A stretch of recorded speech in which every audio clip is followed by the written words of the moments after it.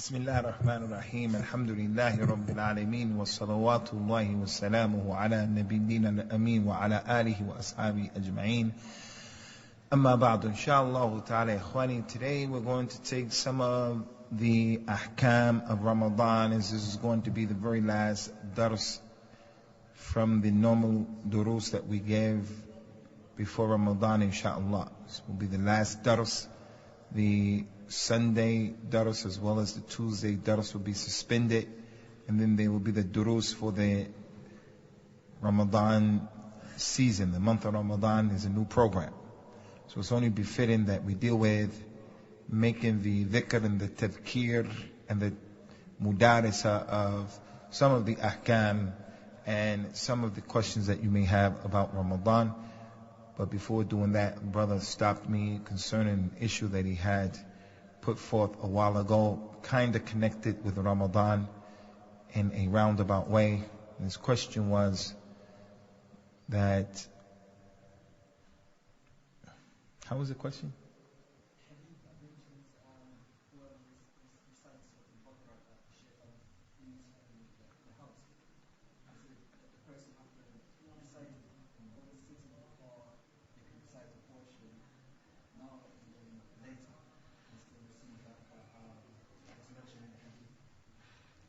The hadith of the Prophet sallallahu alaihi wa ala alihi wa sallam,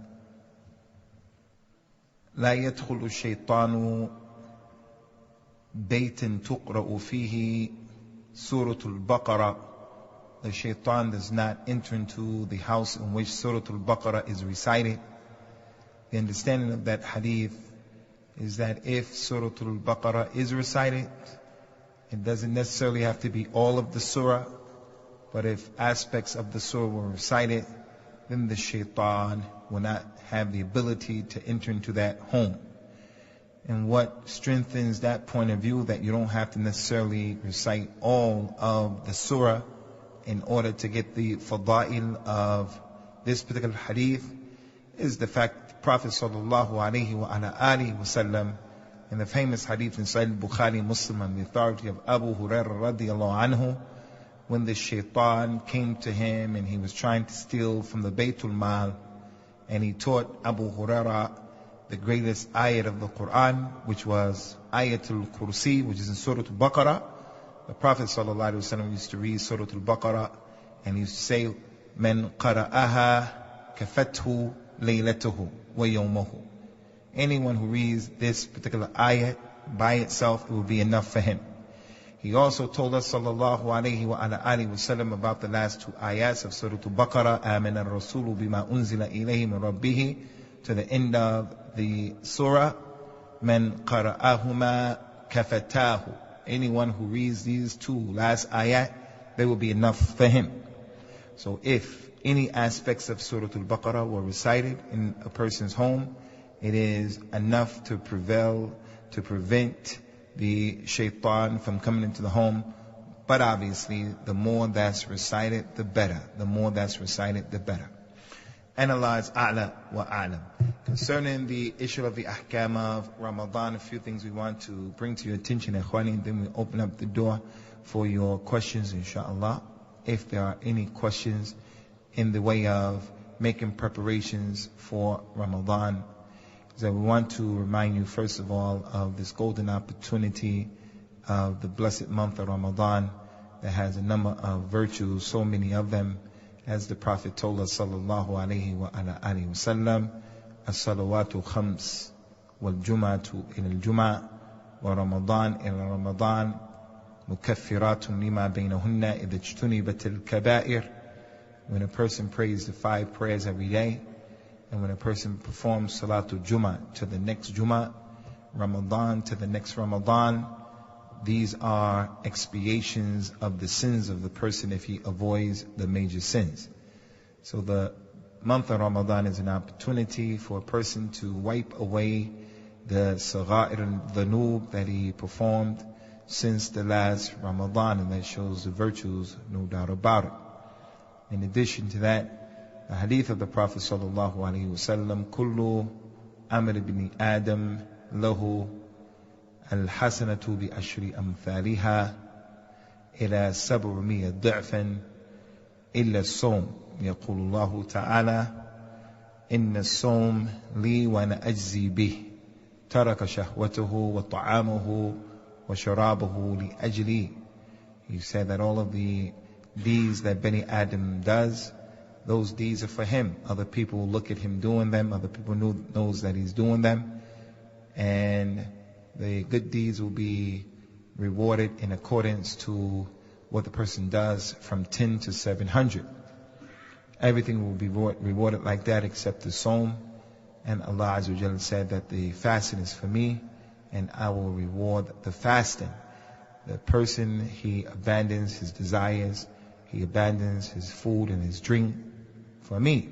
So I will take care of it. So this is the one ibadah from the ibadat of al-Islam that Allah Azza wa Jalla takaffala bihi aw biha. Allah is responsible for rewarding the individual for it in its totality. Man sama yawmin fi sabilillahi ba'ada Allahu ta'ala bihi wajhahu an nar jahannam sab'ina kharifa. Anyone who fasts one day in the cause of Allah, Ramadan or other than Ramadan, Allah will take his face 70 years, 70 seasons away from the hellfire. All of these are indications and examples of the virtues of as-sawm fi sabilillah, Ramadan and other than Ramadan. So it is a golden opportunity. Again, I want to emphasize, ikhwani, about that hadith of Abu Hurairah, that Allah Ta'ala said, as-sawmu li wa ana ajzi bih. When a person gives fi sabilillah money, salat, whatever he does, he brings someone to the masjid, any and everything that he does, Allah Azza wa Jalla will reward him for what he did. And he'll give him a reward, and he'll make that reward 10 rewards up to 700. So it has an added, a number of rewards that he's going to get that is ma'loom, it's known, from 10 to 700, with the exception of fasting. When a person fasts fi sabilillah, there is no known amount of times or numbers that Allah is going to reward that thing. Only the fasting is like that. Only the fasting like that. So we have a number of verses in the Quran and the authentic Sunnah that go to show us that when you do a good thing, Allah Azza wa Jal, He manifolds the reward for that particular thing. Like His statement, مَثُلُ الَّذِينَ يُنْفِقُونَ أَمْوَالَهُمْ فِي سَبِيلِ اللَّهِ كَمَثَلِ حَبَّةٍ أَنْبَتَتْ 7 سنابل في كل سنبلة 100 حبة يضاعف الله لمن يشاء يضاعف الله لمن يشاء والله واسع عليم. The example of the person who spends money in the cause of Allah is like the example of the grain of corn. When you plant the one seed, it sends out 7 stalks, and each one of those stalks are 100 other seeds. So if you give 1 pound fi sabilillah, that pound you're going to be rewarded from 10 up to 700 pounds. That's for every deed in al-Islam, with the exception of as-sawm. When a person fasts, Allah Azza wa Jalla gives them the reward without any hisab, whatsoever. And that's from the clear virtues of fasting. Some of the ulama of Islam, they said part of the meaning of this hadith is that when Allah Ta'ala looks into the things that people did, where they oppressed people and they wronged people, the mazalim, when Allah looks into the deeds of the people, someone oppressed another person, Yawm al-Qiyamah, he has to get his haqq. He may be put in a position where he's going to start taking from his salat, he takes from his zakat, he takes from his hajj, his umrah, his birru walidain, those deeds that he did. But Allah Azza wa Jalla will not allow for his sawm to be taken from, because the sawm is exclusively and totally and absolutely for Allah Azza wa Jalla. It is the manifestation in the ibadat of al-Islam where the person is doing something clearly and only for Allah, because no one knows that you're fasting except Allah. Khayru salat al-mar salatu fi baytihi ila al-maktuba. The best salat that a person can make is the salat that he makes in his house where no one can see him, because he has ikhlas. It's between him and Allah. The only prayer that he should make in front of the people is the wajib prayer. And he should try to hide the rest of the prayers to make them in his house so that it doesn't make riyah, doesn't make shirk al-asghar. Al-Islam is opposed to a person falling to shirk in any shape, form, or fashion. But if a person has to pray his sunnahs and his nawafil in the masjid because it's easier, then he's allowed to do so. But in regards to the fasting, it is the single ibadah from the ibadat of al-Islam. There's nothing else similar to it, where if the person does it, no one knows that it's being done except Allah Azza wa Jal and His slave, the Sa'im. Only Allah and His slave. And Allah Ta'ala, He loves that the ibadah is done solely and strictly for Him. All of those issues are from the virtues of fasting. So as we mentioned a number of times, we shouldn't look at this particular month as being a month which is a burden, as it is a month that Allah Ta'ala has written for us, and in it is our life.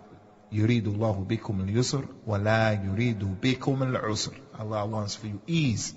He wants to make things easy for you, and He doesn't want to make things difficult for you.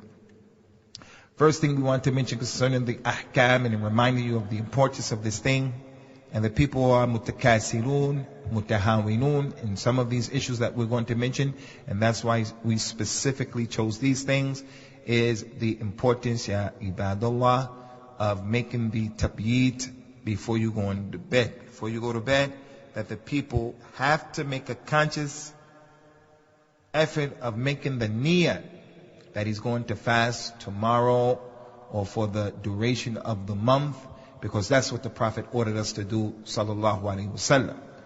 He told us, "Man lam yubayyit as-siyam min al-layl, fala siyama lahu." The person who did not make his niyyah to fast in the nighttime, then he doesn't have no fast tomorrow. This is especially for the fast that is wajib, like Ramadan, or if a person made an oath, if Allah delivers my child and my child has good health, I'm going to fast tomorrow. If a person does a fast that is wajib, then before the day of that fast, it is obligatory upon him to make his niyyah, and the niyyah, the place of the niyyah is in the heart. The niyyah is never said for any ibadah on the tongue in front of the people. نويت أن أصلي صلاة الجمعة وراء هذا الإمام مقتديا به إلى آخره is كلام فارغ. Already we're ajim. I'm an ajim person. I'm an ajim. I became a Muslim.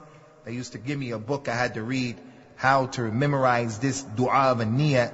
It's hard enough memorizing Surah Al-Fatiha in transliteration.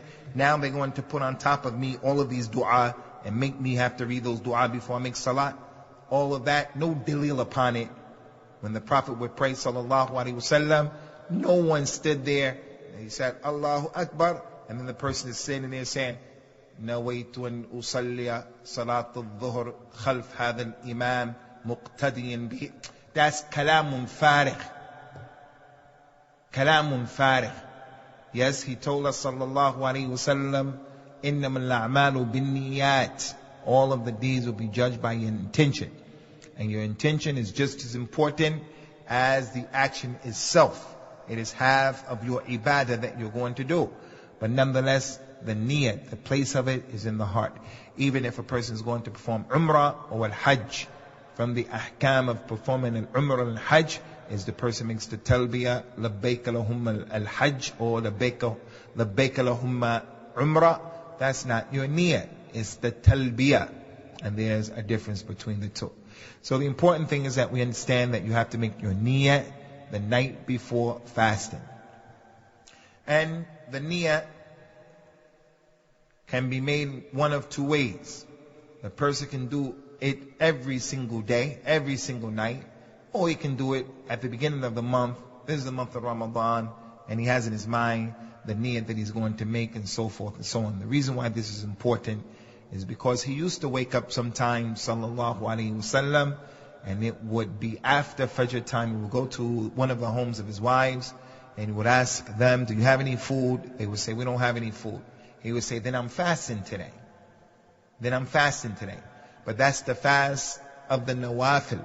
So if a person in these days of Sha'ban, he realized he didn't eat all day since Fajr time, and it's almost Maghrib, 15 minutes before Maghrib, 30 minutes before Maghrib. He didn't eat.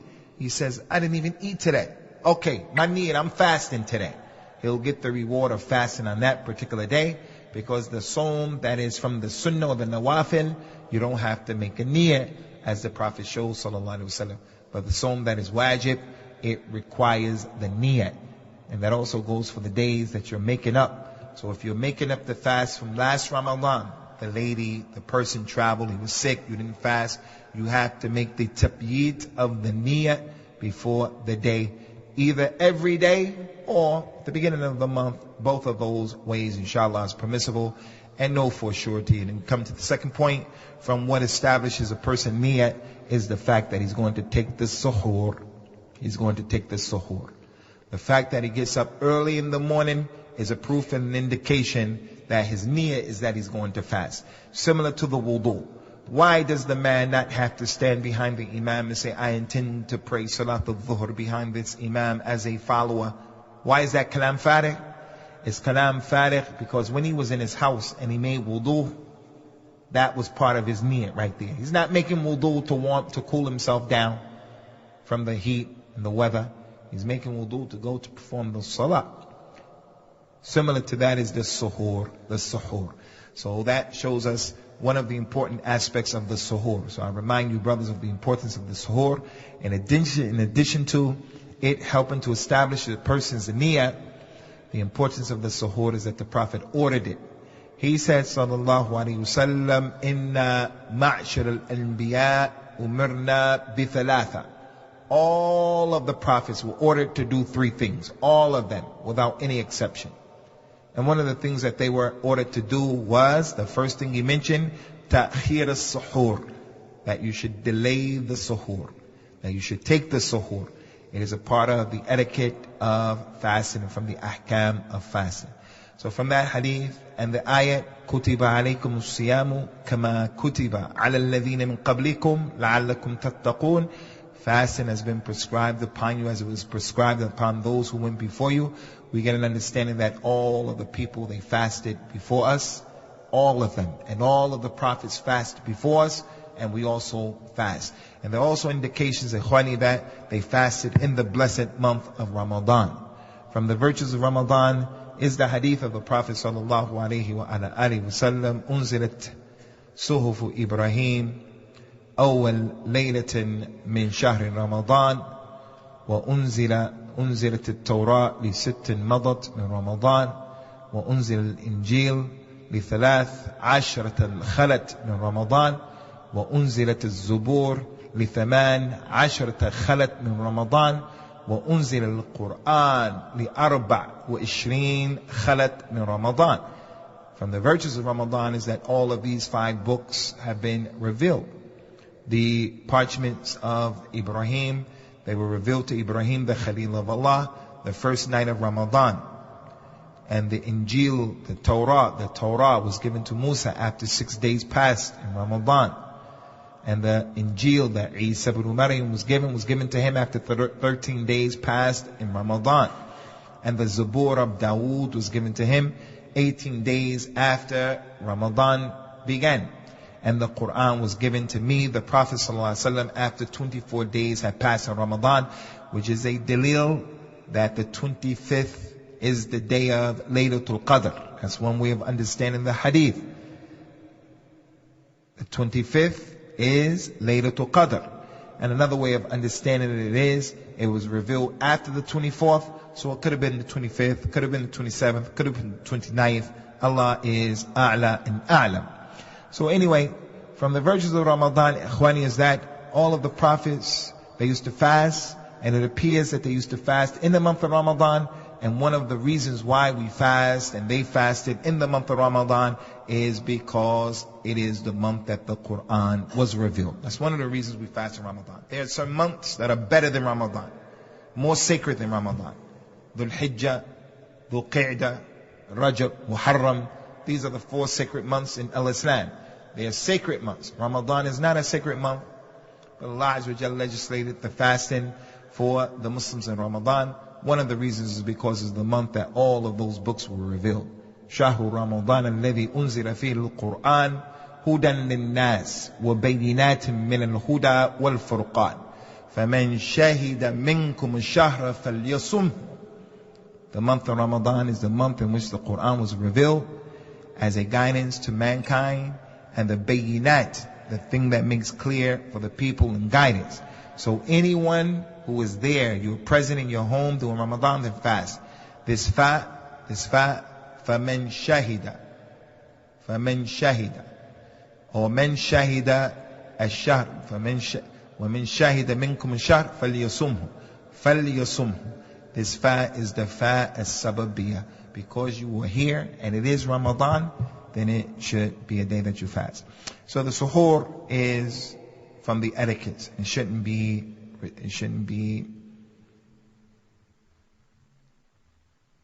abandoned. He used to take and he used to command the people to eat dates for the suhoor. He sallallahu alayhi wa ala alihi wa sallam used to tell the people to just drink water if you have it for the suhoor. But there's another important aspect of the suhoor that we want to bring to your attention. In many of the masajid, when you find the calendar, you'll find on the calendars of many of the masajid in this city, in this country, and across the globe, that the people will stop fasting, although there is still 15, 20, sometimes 30 minutes left before the actual adhan for Fajr. Those calendars are an innovation, and those calendars are ma'asiyah to Allah, and those calendars are against the spirit of Ramadan, and they are against the spirit of what the Prophet brought sallallahu alaihi wasallam. The Prophet brought a religion, and he came as Allah Ta'ala said in the Quran, وَمَا أَرْسَلْنَاكَ إِلَّا رَحْمَةً لِلْعَالَمِينَ. He came as a mercy. He himself used to fast a number of days consecutively without any suhoor and without breaking his fast. The companions tried to follow him and he said, don't do that. Inni anhaakum min al-wisal. I prohibit you from doing this. They said, but you do it, Ya Rasulullah. He said, Lastu kahayati ahadikum. I'm not like you. My Lord gives me food and drink. I'm a human being, but I'm stronger than all of you, and Allah nourishes me. I'm not like you in that regard. So he used to have rahmah on the people. And he used to tell the people, take your suhoor as close to the adhan as possible. As a rahmah. If you take your suhoor an hour before the adhan, that means you're going to get hungrier an hour before whenever you normally get hungry. So he used to tell the people to delay the suhoor in order for the person to enable himself to fast during the day without becoming hungry for the longest amount of time possible. He saw a man, and the man had the cup in his hand, and he heard the adhan and he put it down. The Prophet told the people sallallahu alaihi wa ala alihi wa sallam, إِذَا سَمِعَ أَحَدَكُمُ النِّدَى وَالْإِنَاء فِي يَدِهِ فَلَا يَدْعُهُ حَتَّى يَقْضِيَ حَاجَتَهُ. If one of you is drinking and then the adhan goes off and it is in your hand, then don't put it down until you finish. Don't put it down until you finish. He used to, sallallahu alaihi wasallam, teach his companions, if the salat of al-maghrib was going on and the food was down and the person was eating the food, the companions would stay sitting down comfortably eating the food. They didn't stuff their faces, eat very, very quickly to go to make the salat. They used to take their time. So this goes to show from the ahkam of Ramadan that calendar that says you should stop and make the insak from the sihri, as they call it, you should stop 15 minutes, 30 minutes, ihtiyatan, as a precautionary measure. This is an innovation in al-Islam. Don't do it at all. But that's not to say that the person should put their food down 2-3 minutes before the adhan. What happens in the month of Ramadan, his wife is tired, he himself is tired, his condition, his dhuruf, at some point he wakes up kind of late. He didn't wake up 30 minutes before the adhan.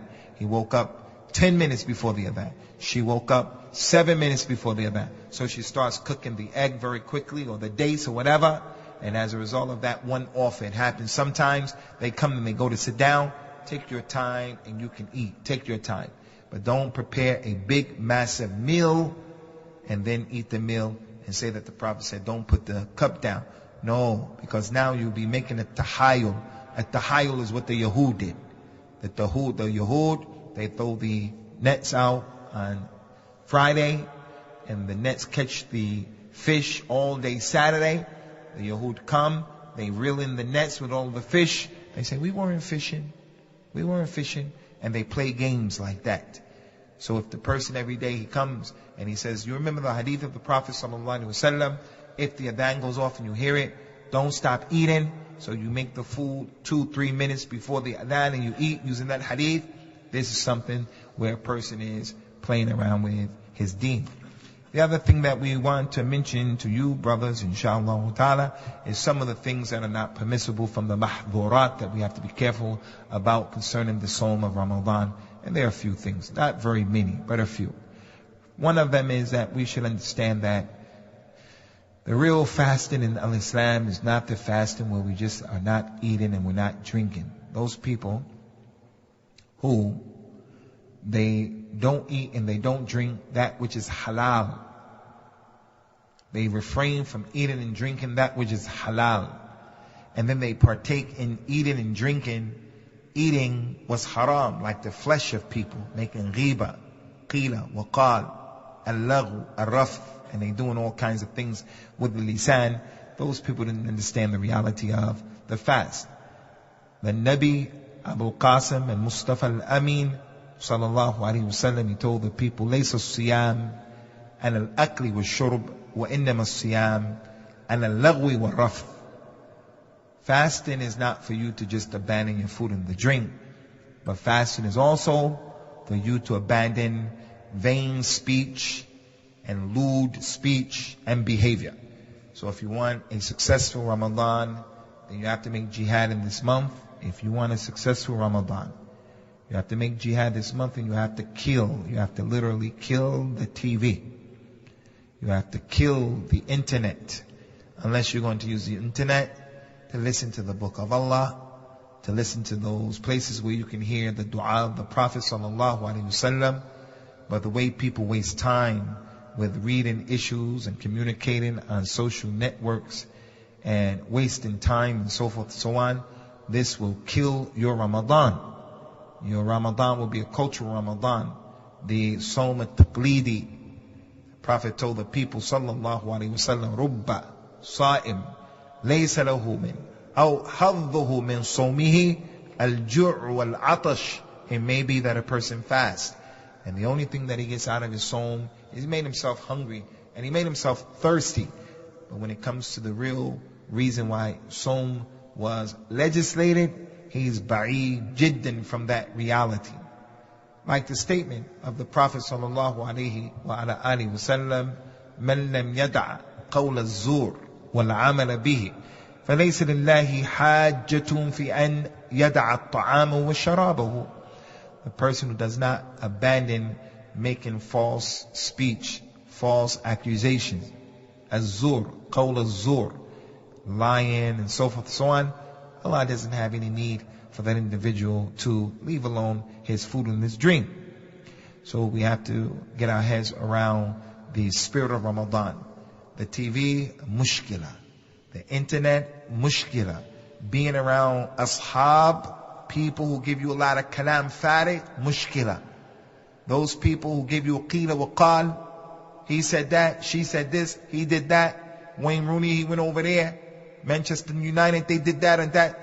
You have to avoid those people in the month of Ramadan. وَإِذَا خَاطَبَهُمُ الْجَاهِلُونَ قَالُوا سَلَامًا. You see those kind of people? Salaam alaikum. You have to cut those people off, because they will cut into your Ramadan if you're trying to make a good fast. If you're trying to make a good fast. He comes, he's your friend, but he's coming to you and he's really a shaitan, and he says to you, you know, I'm tired, Taraweeh, let's go home. We can make Qiyamul Layl. And Qiyamul Layl is more rewarding because it's between you and Allah. you know praying by yourself is better. But the reality of it is, you're not going to make Qiyam al-Layl. The reality of it is, when you go home, you're going to watch TV, you're going to sit around, you're going to do this, you're going to do that. So these things are from the mahdhurat. From the biggest mahdhurat, from the biggest things to avoid, is the practice that we find prevalent. People who fast and they don't pray. People who don't fast, who fast and they don't pray. That insan is miskeen. You feel sorry for him. You have to have shafaqah for the person who doesn't pray and they fast. Prayer is more important than the salat. And just as a person will pray and he doesn't take care of the siyam, it's possible that he can also fast and doesn't take care of the siyam. قال صلى الله عليه وسلم إن الرجل لينصرف من صلاته وما كتب له منها إلا عشرها أو تسعها أو ثمنها أو سبعها أو سدسها أو خمسها أو ربعها أو ثلثها أو نصفها. A person may make the salat, and after he made salat al-maghrib, he gets up and he goes and he lays. That maghrib, all he got from that maghrib was 10%, 20%, 30%, depending upon where his mind was. He came to the masjid, and before coming to the masjid, he had an argument with his missus, he had an argument with someone, his mother, his father, something happened, he gets in the line, and his mind is flying in the sky with the pigeons. His mind is back at home. His mind is somewhere. Did I turn the keys off? Did I bring the keys? Is the light off? After that salat, he finishes the prayer, and his reward of the salat is sifr, nothing. If that's the case with the salat, that same holds true with the sawm, So the person who does not pray, wallahi, tallahi, wa billahi, he doesn't have any sawm. The Prophet told us, sallallahu alaihi wasallam, man taraka salat al-asr, habita amaluhu. Anyone who leaves and abandons the asr prayer, he doesn't have any salat. He doesn't have any salat. What about the one who abandons asr prayer? It will render his deeds null and void. If he doesn't pray asr, his deeds will be made to be zero, nothing.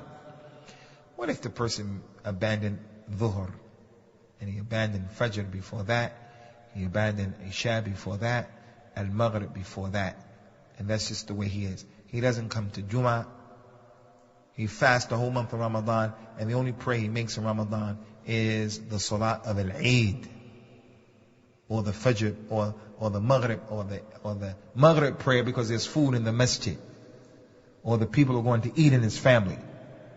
That's not the siyam of Ramadan. That's one of the things that should be avoided. If we have people who are around us, we have to advise them.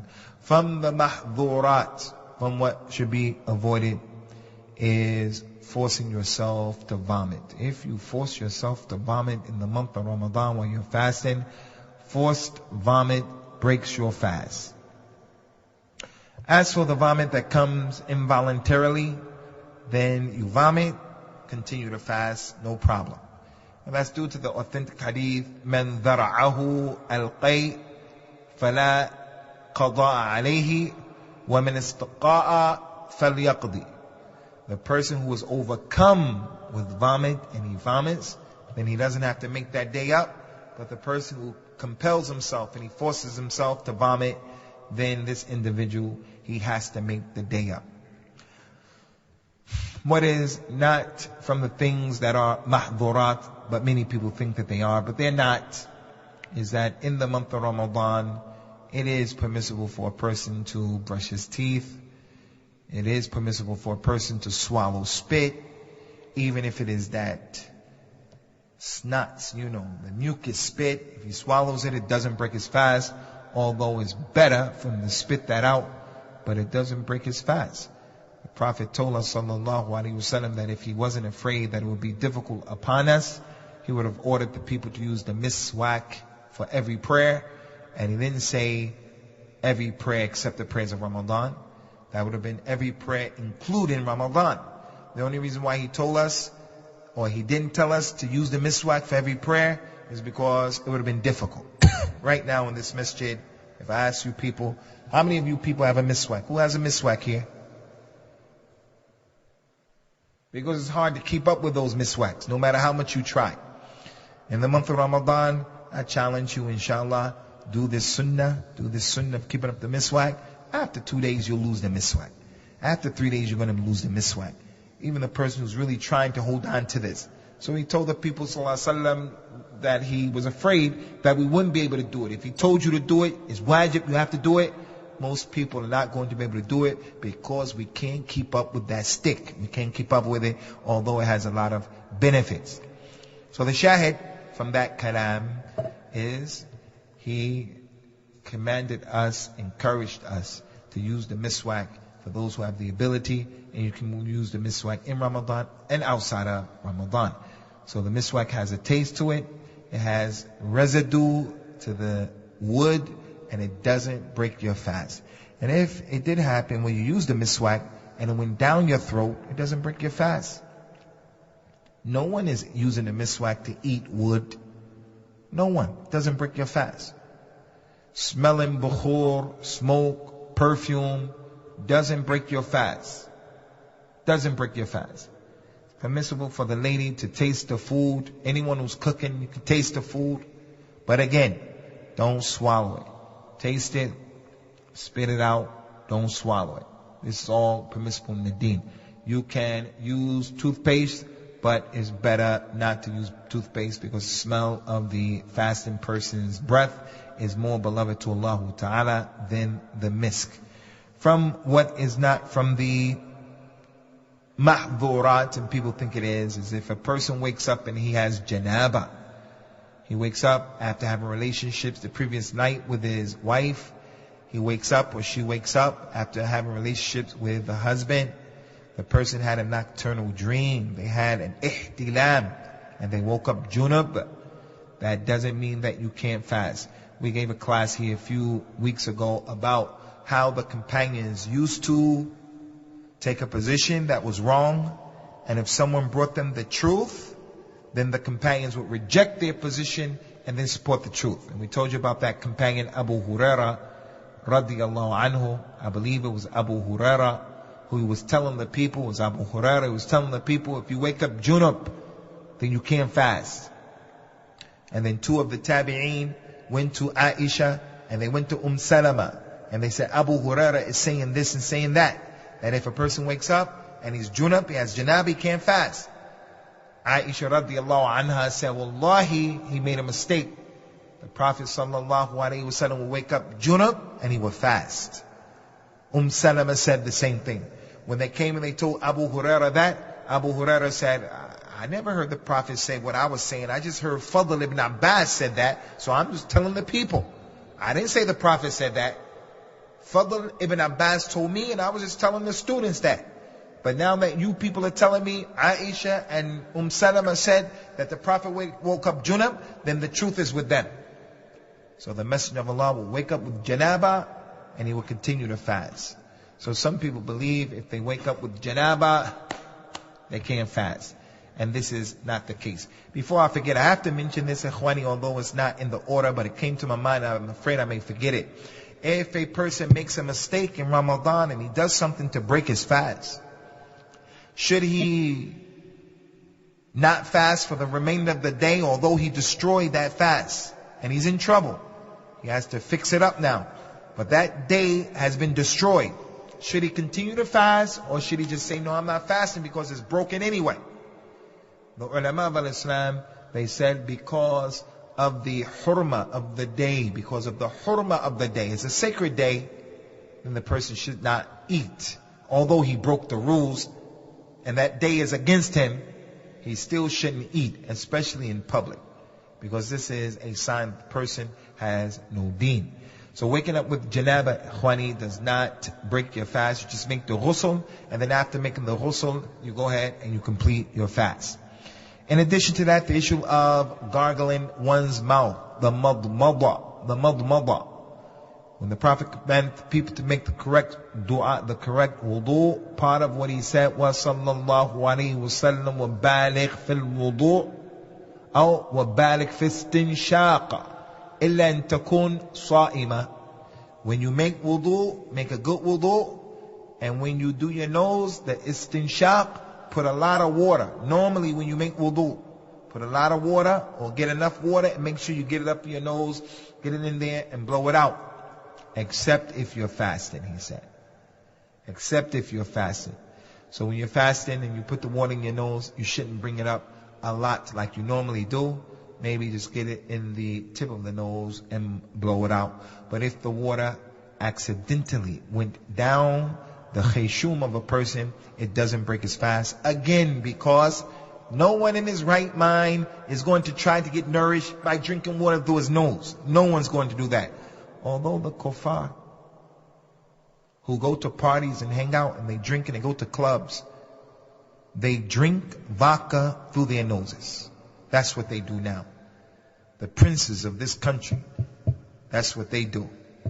They take shots of vodka, akramakumullah, and they drink it through their nose as a way of having mubalagha in just partying and being wild and wilding out. Nas'alullah al-afi was-salam. The issue of kissing a person's wife also has to be mentioned because it's from the ahkam of the Ramadan. Our Nabi and our Rasul sallallahu alaihi wasallam used to kiss his wife and show affection to his wife, Aisha, and then he would go out and make salat while he was fasting. But Aisha used to tell the young men, don't do it. They would say, but the Prophet did it, even you said he did it. And she would tell the people, "Innahu kana amlaku li irbihi minkum." He used to control his desires better than all of you. An older man came and said, "Ya Rasulullah, I kissed my wife. Is there any problem with that?" He said, "No, it's no problem. No problem. It doesn't break your fast." Then a young man came and said, "Ya Rasulullah, what about me? Can I kiss my wife?" He said, "You don't kiss your wife. You don't kiss your wife." He said, "Why? You said that to the old man and you said that to this other man." He said, "Because the sheikh, he is amlak. He has more power over his desires than the young person."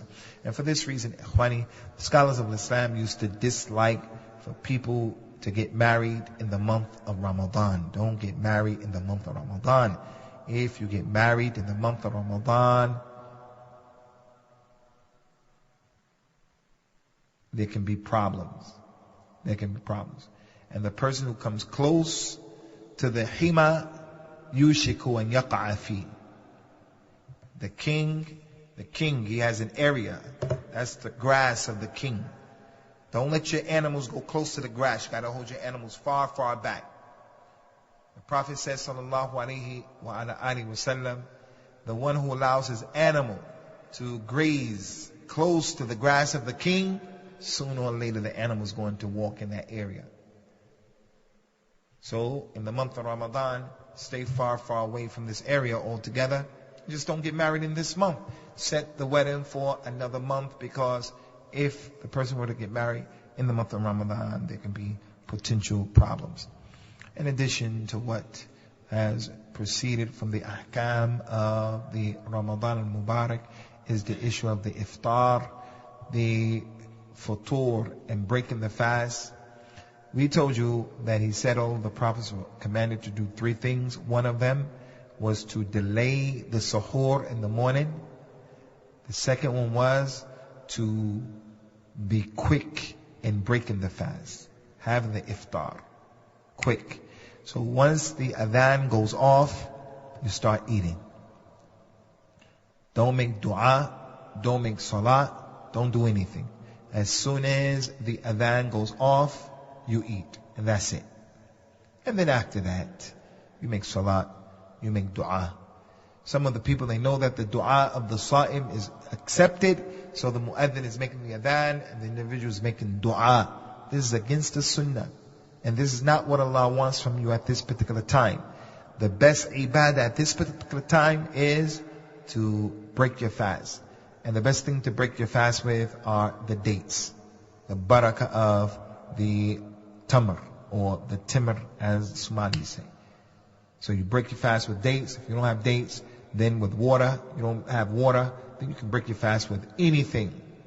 Concerning the breaking of the fast Ikhwani, few things about the iftar, a lot of things concerning the iftar, but we'll leave that. If it comes up during the Q&A session, inshallah, we'll deal with it.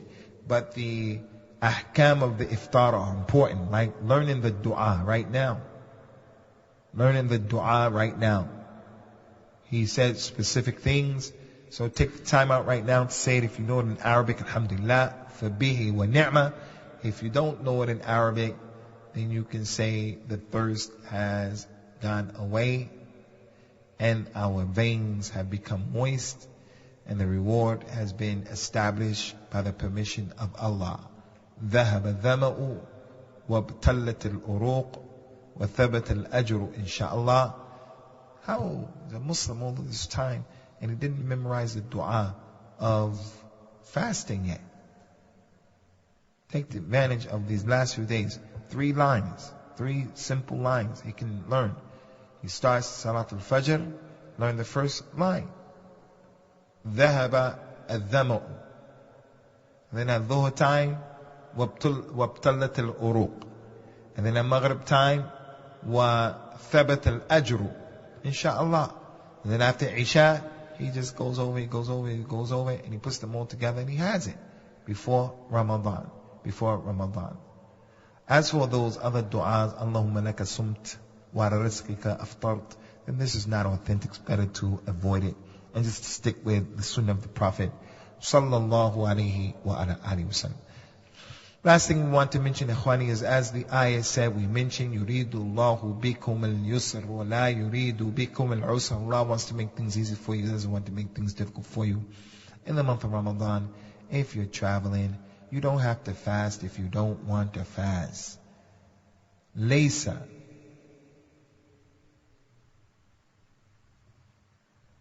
مِنَ الْبِرِّ الصِّيَامُ فِي السَّفَرِ. That's what he said. لَيْسَ مِنَ الْبِرِّ الصِّيَامُ فِي السَّفَرِ. It is not righteousness that you fast while you're traveling. He said, whoever wants to fast while they travel, let him fast. Whoever doesn't want to fast, let him break his fast. One day, as Imam al-Bukhari narrated, it was so hot, the companions had their hands on their heads. It was so hot, blocking the sun out and wiping the sweat off, all of them. They said, no one fasted in the month of Ramadan. No one, and we were fasting, except Rasulullah sallallahu alaihi wasallam and Abdullah ibn Rawaha. Abu Abdullah, you with us? No one fasted except Rasulullah sallallahu alaihi wasallam and Abdullah ibn Rawaha. Abu Bakr, no. Umar, no. Uthman, no. Ali, no. Ukasha, no. Just the Prophet and one other companion. And when others used to fast, the ones who were fasting didn't blame the ones who broke their fast, and the one who broke their fast didn't blame the ones who were fasting. It's upon the person. Better l'insanu ala nafsihi basir. You do it what you are easy and comfortable with when you're fasting. So they were traveling, it was very hot, and there were some people, they were fasting, they fell out, they lost consciousness. Not one of them, a number of them, they were tired. They couldn't move. So the people went, and the Prophet saw a crowd gathered around them. He said, what's the deal? What's up with those people? What's happening? They said, Ya Rasulullah, the people were fasting, they fell out. They need to get water, they need the people to fan them. He told the people, sallallahu alayhi wasallam, ذَهَبَ الْمُفْتِرُونَ بِالْأَجُورِ. Those people who broke their fast, those people who were not fasting, they took all of the reward today. The fasters, they didn't take the reward. Allah doesn't want you to fast and fall out. He doesn't want from my father-in-law, from your father-in-law. He doesn't want from my auntie and from your auntie. He doesn't want the person who has arthritis and all kind of other medical issues to fast and get sick. Allah doesn't want that. He wants you to take advantage of the rukhsa. Inna Allah yuhibbu an tu'ta rukhsuhu kama yakrahu an tu'ta ma'asiyatu. So he loves it when you take advantage of the rukhsa. So those are some of the ahkam that come to my mind, ikhwani, for the month of Ramadan that we want to remind you on of. Stay on top of the suhoor throughout the course of the month. Try not to eat so much. If you can delay eating after Salatul Taraweeh, you'll get through the Taraweeh throughout the month, inshallah. But if you eat after Maghrib and you eat a lot after Maghrib, at-Taraweeh is going to become a trial for you. It's going to become a trial for you.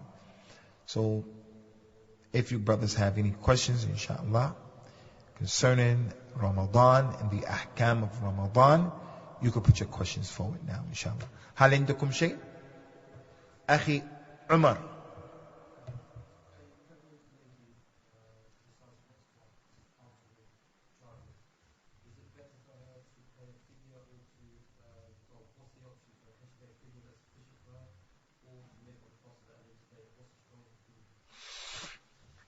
For the lady who is pregnant or the lady who is breastfeeding, there's ikhtilaf between the scholars. I don't like saying to people there's ikhtilaf and just confusing the people. So what? There's ikhtilaf. We respect that there's ikhtilaf. What we need to do is, what's the final opinion? The best position, inshallah, is the position of the companions, Abdullah ibn Abbas, Abdullah ibn Umar, Anas ibn Malik. When their wives, when their slave girls became pregnant and Ramadan came, if they were breastfeeding or they became pregnant, they used to tell them, don't fast and feed a person for each day you missed. وَعَلَى الَّذِينَ يَتِيقُونَهُ فِدْيَةٌ طَعَامُ مِسْكِينٍ. Those people have the ability, when you don't fast for some reason, a legitimate reason, you're not fasting, those of you who have the ability, then you have to do a kafara, you have to do a fidya. And that fidya is to pay and feed one poor person for one day. That's what they commanded them to do. As for making it up, the dalil is not clearly showing that. The dalil is not clearly showing that. So it appears it's strongest and the safest position, the position that is in harmony with the ease of fasting and the rahmah of Allah and the maqasid of the religion, the goals and the objectives of the deen, is that she doesn't fast and all she does is pay. As for fasting, or as for paying and making up, there's no dalil for that. Fasting and paying, as if she's a mujrima, she's a criminal, she made a mistake. There are dalils that would suggest she can make it up. Because she missed days, she should make it up. But the companions didn't understand it like that. The companions understood that those women are exempt. They're exempt. And Allah knows best. Akhuna, Asghar. Alaykum salam.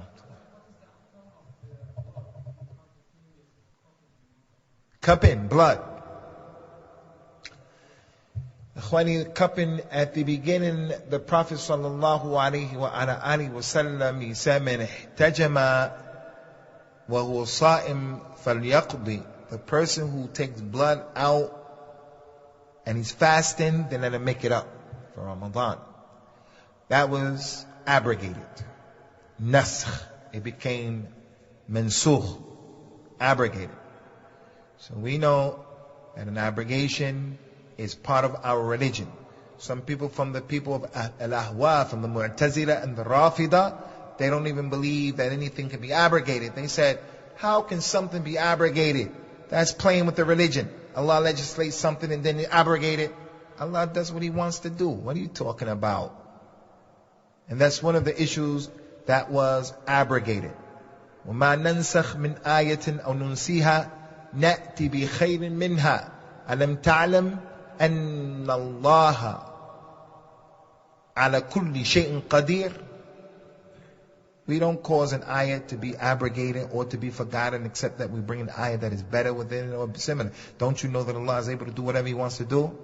يَمْحُ اللَّهُ مَا يَشَاءُ وَيُثْبِتُ وَعِنْدُهُ أُمُّ الْكِتَابِ. Allah wipes away whatever He wants to wipe away. He'll wipe a people away if He wants to do that. He'll wipe a person's sins away if He wants to do that. He wipes a person's good deeds away if He wants to do that. If it was written that you're going to die at 50 or 60, if Allah wants to wipe that away and you die at 70, 80, this is whatever He wants to do. And the Ummul Kitab is with Allah Azza wa Jal. So abrogation is from the deen. Abrogation is from the deen. The Quran abrogates the Quran. The Quran abrogates the Sunnah. The Sunnah abrogates the Quran. The Sunnah abrogates the Sunnah. No doubt about that.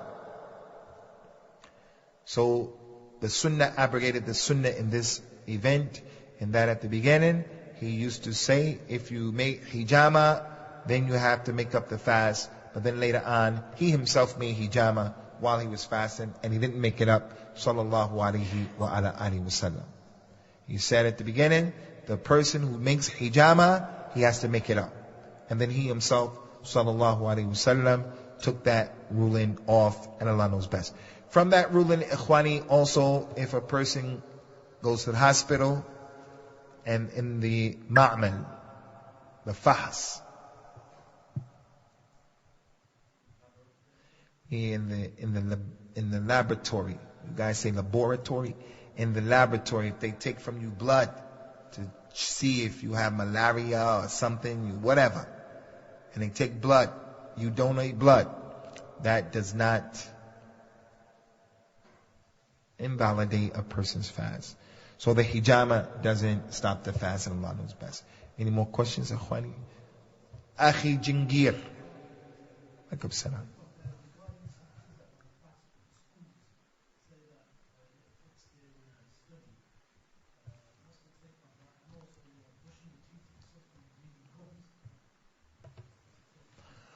Concerning Akhi, the schools, I thought school, this is the holiday. Who's in school right now? What are you in summer school? Special ed people? I thought school was out right now.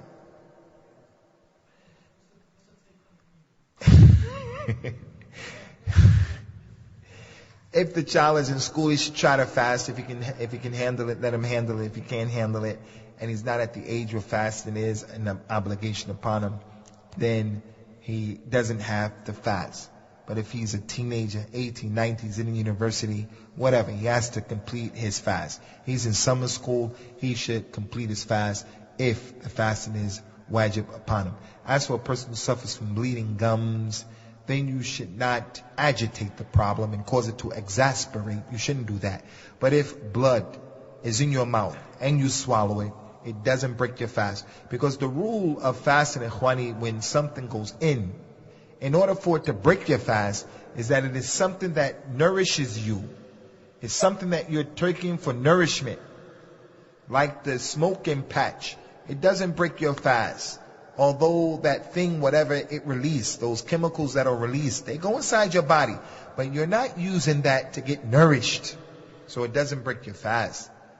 But if you take some kind of needle injection in order to become nourished, to become hydrated, you take some insulin or something like that and it's going in and you get strength from it, then that makes your fast null and void.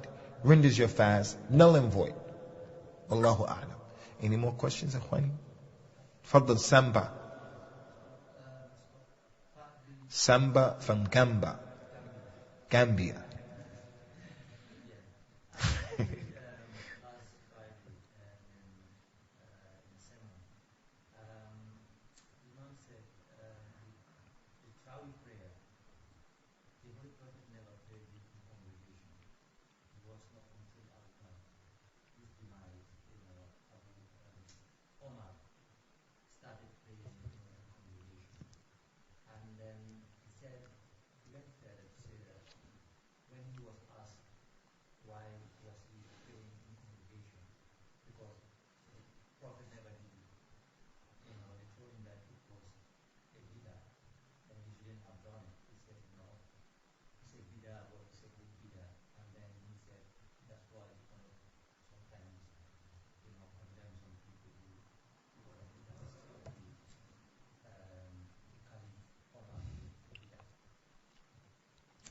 Concerning the month of Ramadan, Al-Mustafa sallallahu alayhi wa ala alihi wa sallam did not gather the people up in the month of Ramadan in order to pray with them what we know as Taraweeh prayer. That didn't happen.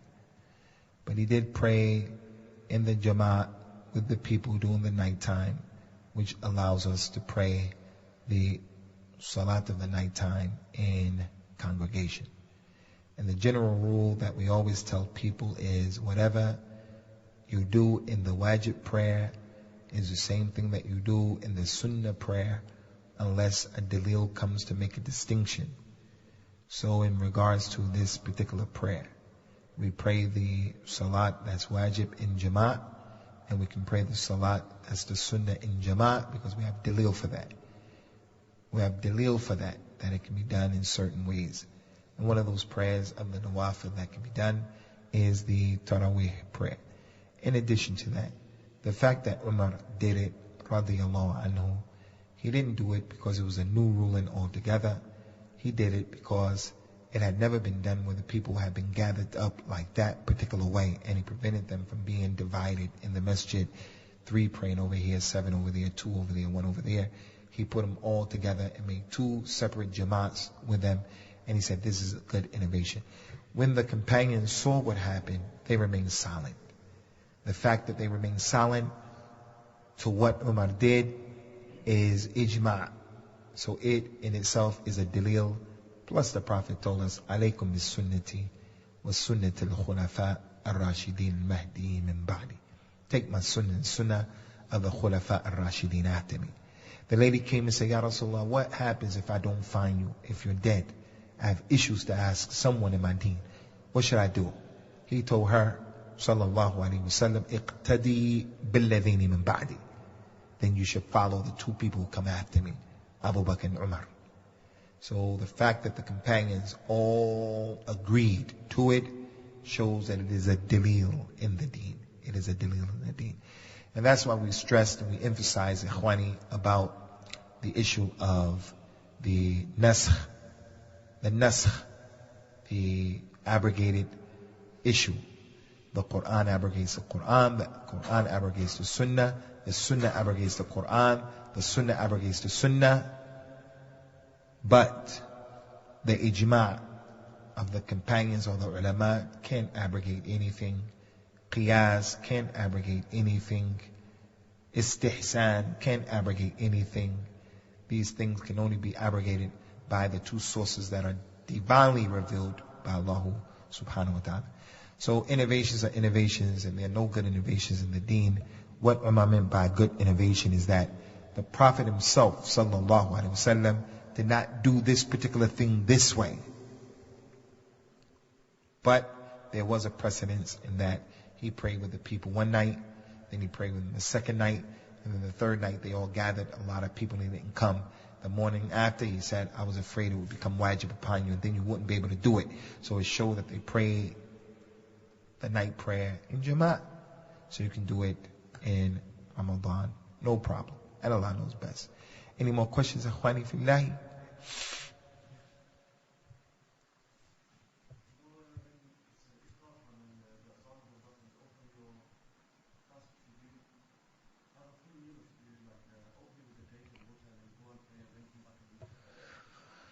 In the book by Imam Ibn Abdul Barr,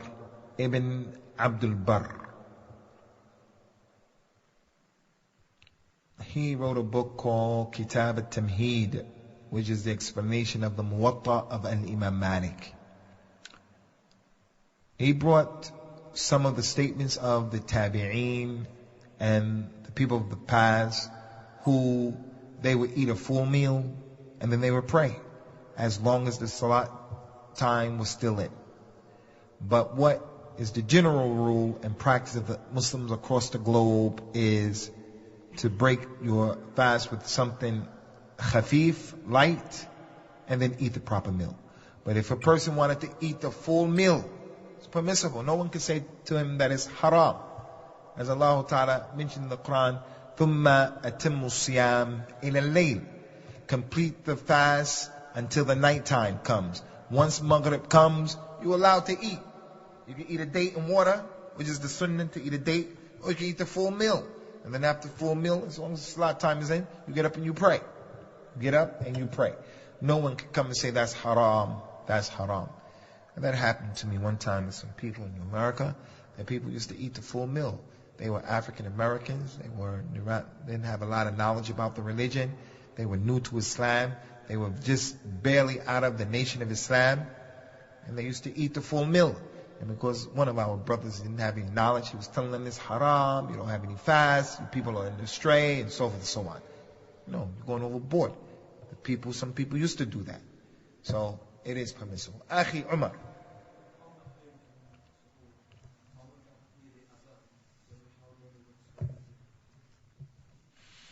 Try to get, if a person is at home, he doesn't have the ability to hear the adhan, how does he stop eating? The same way that he figures, I have to get to the masjid for Fajr outside of Ramadan, and that's because we go by the calendar. But you have to make sure that the calendar is a calendar that is on point. Some of these calendars are off. They're off. So we have to do a better job with these calendars. And if it's clear that the calendar is off, then you have to avoid it. In my local masjid, the Jamaat Tabligh people pray, Bangladeshi people, in the masjid of Shah Jalal. Do you people know Shah Jalal? In their masjid, they pray doing the Ghilis, Salat al-Fajr.